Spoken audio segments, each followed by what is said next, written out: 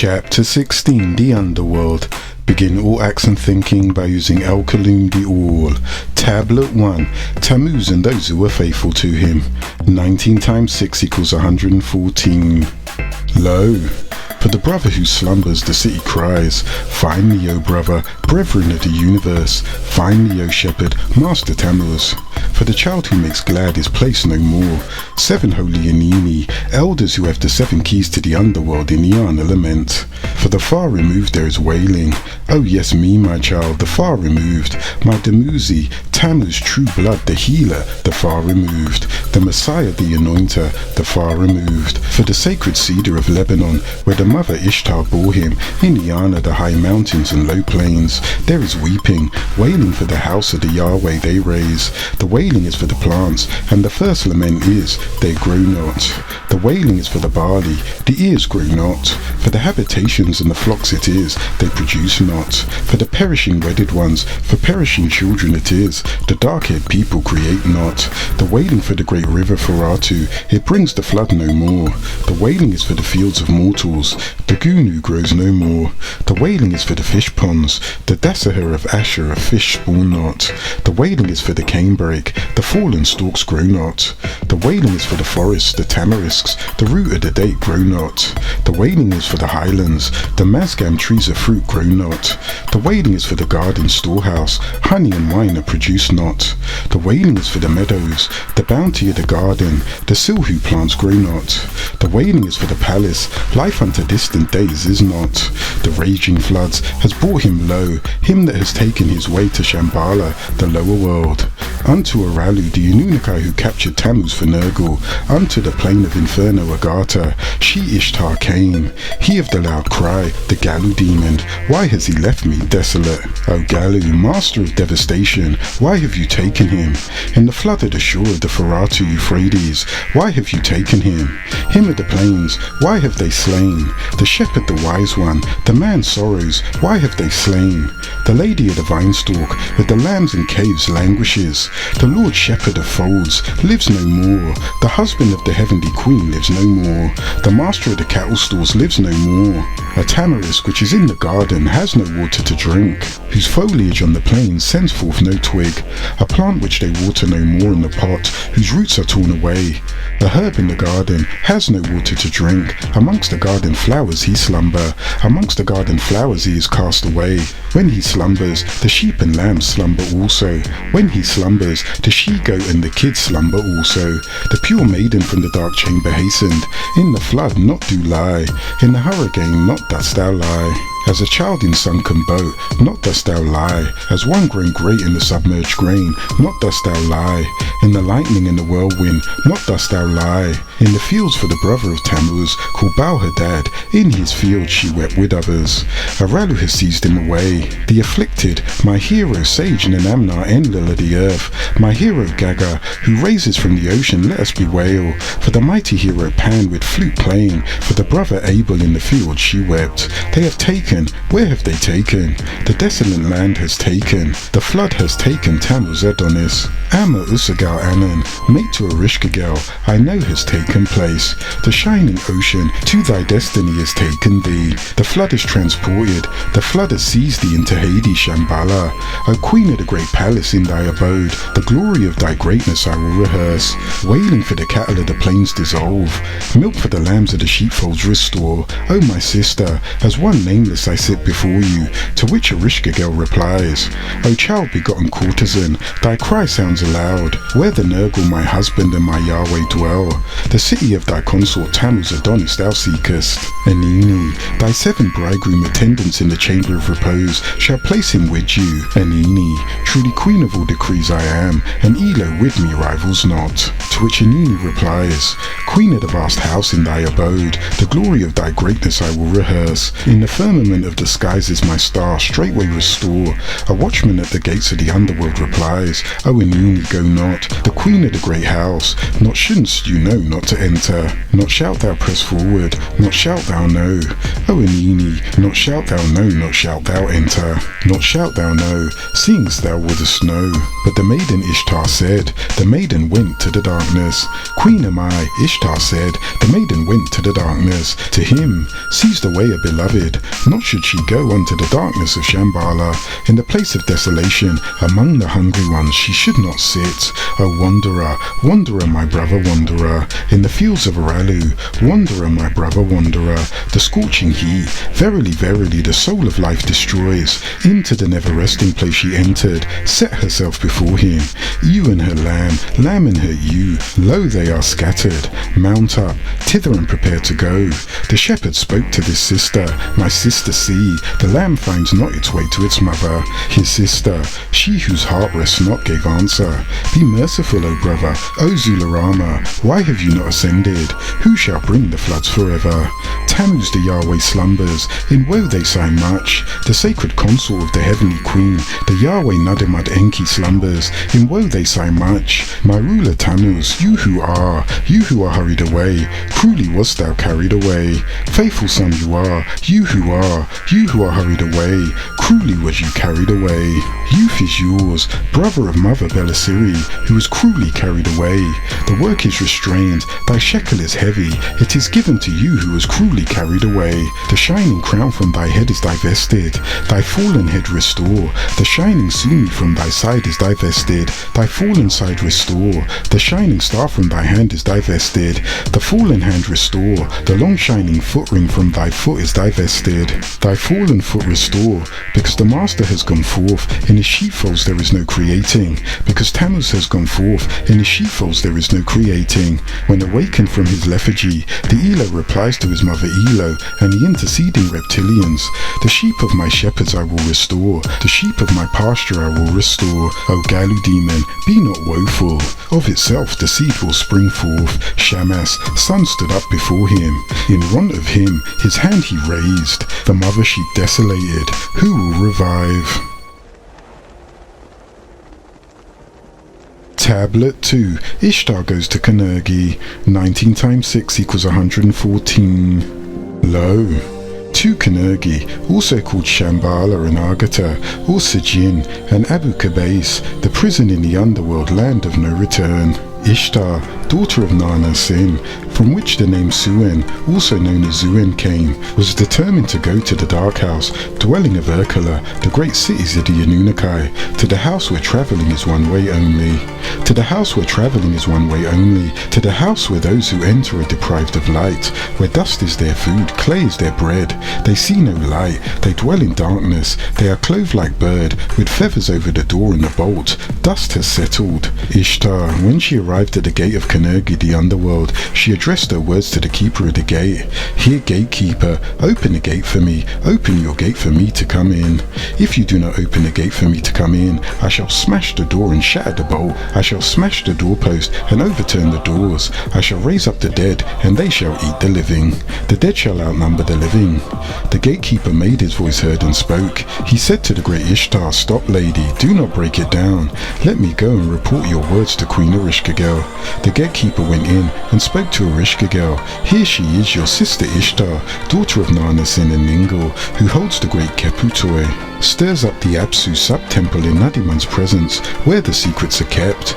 When Erishkigal heard this, her face grew livid as cut tamarisk, as the roots of the date. Her lips grew as dark as the rim of a Kaninu vessel. What brings her to me? Surely not because I drink the water of the Anunnaki. I eat clay for bread. I drink muddy water for beer. I have to weep for the young men forced to abandon their sweethearts. I have to weep for the girls wrenched from their lovers' laps. For the infant child I have to weep, expelled before its time. Go, gatekeeper, open your gate to her. Treat her according to the ancient rites. The gatekeeper went, he opened the gates to her. Enter, my lady, may Kutha give you joy. May the palace of Kanergi, the underworld, be glad to see you. He let her in through the first door, but stripped off and took away the great crown on her head. Gatekeeper, why have you taken away the great crown on my head? Go in, my lady, such are the rights of the mistress of the earth. He let her in through the second door, but stripped off and took away the rings on her ears. Gatekeeper, why have you taken away the rings in my ears? Go in, my lady, such are the rights of the mistress of the earth. He let her in through the third door, but stripped off and took away the beads round her neck. Gatekeeper, why have you taken away the beads round my neck? Go in, my lady, such are the rights of the mistress of the earth. He let her in through the fourth door, but stripped off and took away the toggle pins at her breast. Gatekeeper, why have you taken away the toggle pins at my breast? Go in, my lady, such are the rights of the mistress of the earth. He let her in through the fifth door, but stripped off and took away the girdle of birthstones round her waist. Gatekeeper, why have you taken away the girdle of birthstones round my waist? Go in, my lady, such are the rights of the mistress of the earth. He let her in through the sixth door, but stripped off and took away the bangles on her wrists and ankles. Gatekeeper, why have you taken away the bangles on my wrists and ankles? Go in, my lady, such are the rights of the mistress of the earth. He let her in through the seventh door, but stripped off and took away the proud garment of her body. Gatekeeper, why have you taken away the proud garment of my body? Go in, my lady, such are the rights of the mistress of the earth. As soon as Ishtar went down to Kanergi, the underworld, a Rishkagel looked at her and trembled before her. Ishtar did not deliberate, but leaned over her. Erishkigal made her voice heard and spoke, addressed her words to Namta, her chief. Go, Namta, ruler of my court, send out her 60 diseases of evil. Diseases of the eyes to her eyes, diseases of the arms to her arms, diseases of the feet to her feet, diseases of the heart to her heart, diseases of the head to her head, to every part of her in her chest after Ishtar, the mistress of the Muzi. Scientists had gone down to Kanergi, the underworld. No bull mounted a cow, no donkey impregnated a jenny, no young man impregnated a girl in the street. The young man slept in his private room, the girl slept in the company of her friends. Then Papsukul, chief of the great Anunnaki, hung his head, his face became gloomy. He wore mourning cloths, his hair was unkempt and dejected. He went and wept before Sin, his father, his tears flowed freely before King Nadimad. Ishtar has gone down to the earth and has not come up again.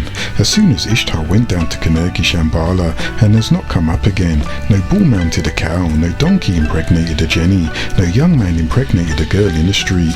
The young man has slept in his private room, the girl has slept in the company of her friends. Nadimad, in the wisdom of his heart, created a person. He created good looks, the playboy. Come, good looks, set your face towards the gate of Kanergi, the underworld. The 7 gates of Kanergi, the underworld, shall be opened for you. Erishkigal shall look at you and be glad to see you. When she is relaxed, her mood will lighten. Get her to swear the oath by the great Anunnaki. Raise your head, pay attention to the water skin, saying, Hey, my lady, let them give me the water skin that I may drink from it. And so it happened. But when Erishkigal heard this, she struck her thigh and bit her finger. You have made a request of me that should not have been made. Come, good looks, I shall curse you with a great curse. I shall decree for you a fate that shall never be forgotten. Bread gleaned from the city's plough shall be your only drinking place. The shade of a city wall your only standing place. Threshold steps your only sitting place. The drunkard and the thirsty shall slap your cheek. Erishkigal made her voice heard and spoke. She addressed her words to Namta, her chief. Go, Namta, knock at Egwajina, decorate the threshold steps with coral, bring the Anunnaki out and seat them on golden thrones. Sprinkle Ishtar with the waters of life and conduct her into my presence. Namtar went, knocked at Egwajina, decorated the threshold steps with coral, brought out the Anunnaki, seat them on golden thrones, sprinkled Ishtar with the waters of life and brought her to her sister. He let her out through the first door and gave her back the proud garments of her body. He let her out through the second door and gave her back the bangles for her wrists and ankles. He let her out through the third door and gave her back the girdle of birthstones round her waist. He let her out through the fourth door and gave her back the toggle pins at her breast. He let her out through the fifth door and gave her back the beads around her neck. He let her out through the sixth and gave her back the great crown for her head. Swear that she has paid you her ransom, and give her back in exchange for him, for Tammuz, the lover of her youth. Wash him with pure water, anoint him in red robe, let the lapis lazuli pipe play, let party girls raise a loud lament.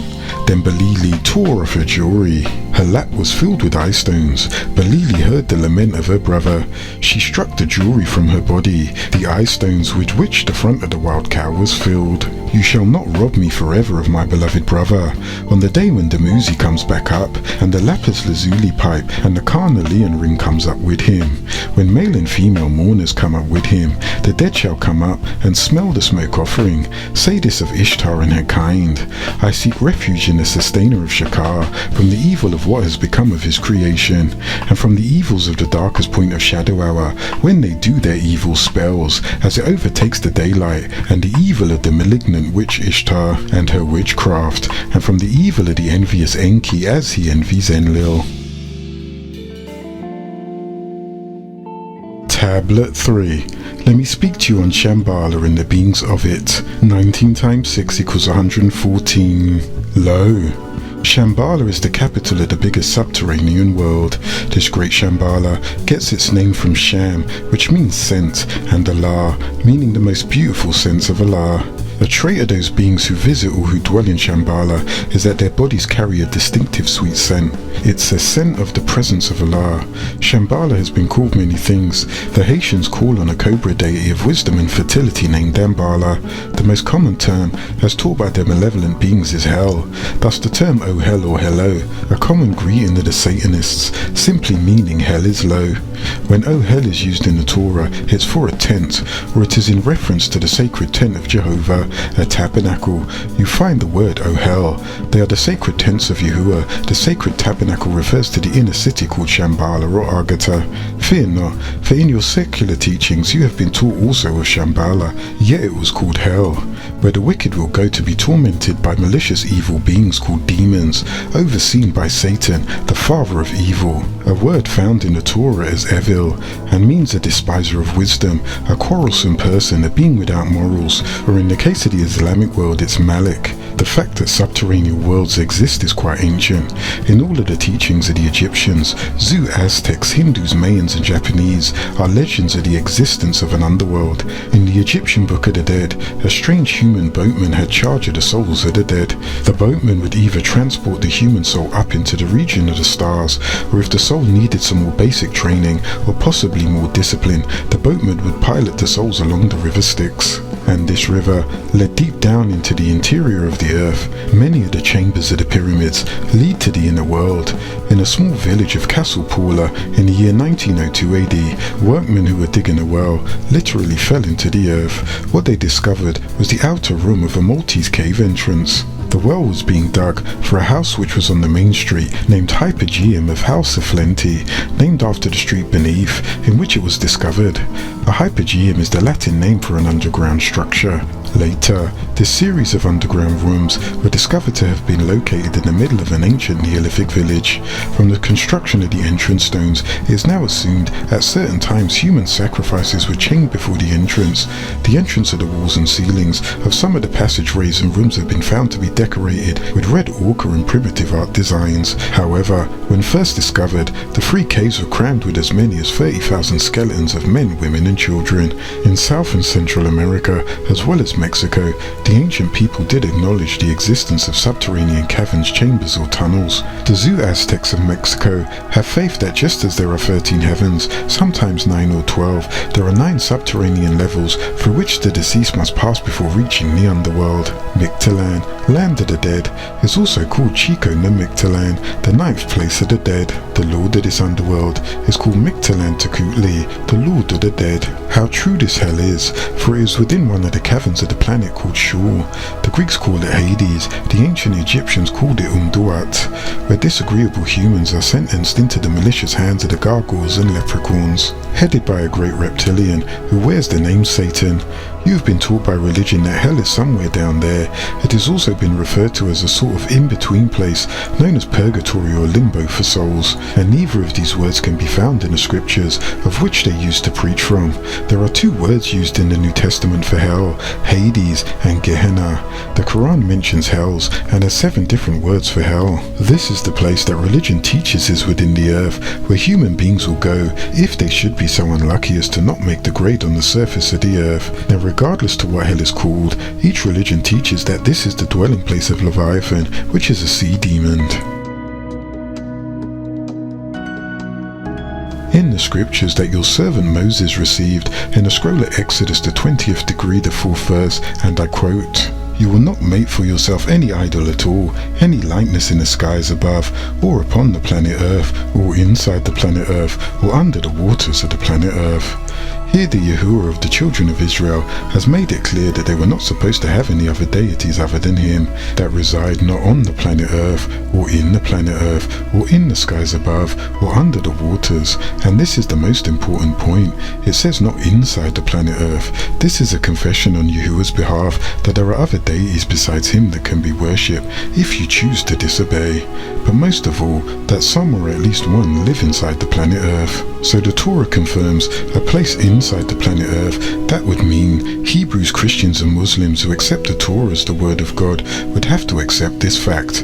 And not only that, the Quran of the Muslims in the 6th degree and 30th verse states, "And if they're shunning, avoiding the fact, be hard upon you, Muhammad, then if you are able to seek an opening into the planet Tiamat Earth to Shambhala, sent of Allah, or a ladder ascending up into the skies to Malakut, so that you, Muhammad, can bring them a sign, a miracle, and if it pleased the source El Elo, he would gather them unto true guidance, so don't be of the ignorant ones." That is in the pure translation. But lest they say that is my translation, I'll give you theirs. "If their spurning is hard on thy mind, yet if thou were able to seek an Afakan fil ard, tunnel in the ground, or a ladder to the skies, and bring them a sign, what good? If it were God's will, he could gather them together unto true guidance." So as found in the Quran of Allah, which to them has no doubts in it, then don't doubt it. Don't doubt the fact that the Nafakan fil ard, or tunnel into the planet Earth, is to Shambhala. With those facts proven, let us speak first of Shambhala and Agartha, the real place. This place of illumination within the earth has a central sun which is 600 miles in diameter. The inner city is called Agartha, which holds the meaning through the whole. The temple within the subterranean world is called the Golden Palace, or in the Syriac Arabic, Walhalla, meaning place of illumination, or with the golden aura, which is located in the capital called Shambhala, meaning scented by Allah. Shambhala is also known as Eshera. Shambhala itself is the holy place where the earthly world links with the higher states of consciousness. In the East, they know there exist two Shambhalas, an earthly and an invisible Shambhala. Many speculations have been made about the location of the earthly Shambhala.